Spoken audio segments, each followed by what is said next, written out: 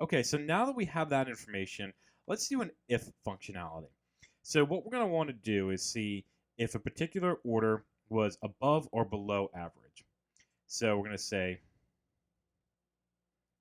average order. This is our new column. And we're going to use an if functionality. So we're going to start typing comma if. And what we're going to want to do is look at the units sold. What we're trying to get at here is if this particular sale is above or below the average unit sold. If you remember, the average unit is, if we scroll down to the bottom, 46.8.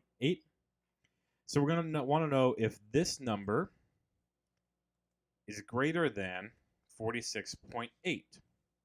So you see I put in the greater than sign here. You could do less than, you could do equal.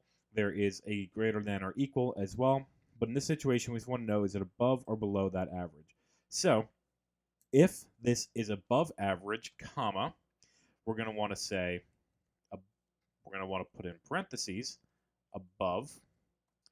And if it is not, the next one, we don't have to do any other math. We just say, what if it is not? We're going to say below. We're going to close it out.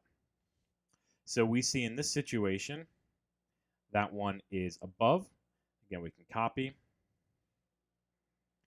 paste it all the way down. And now for every single row, we know if this order is above or below the average number of units sold in any given order.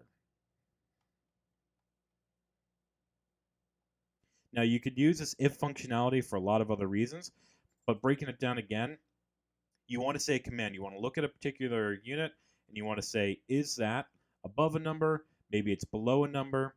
And then the first option is, if that is true, what do I put? If it is false, what do I put?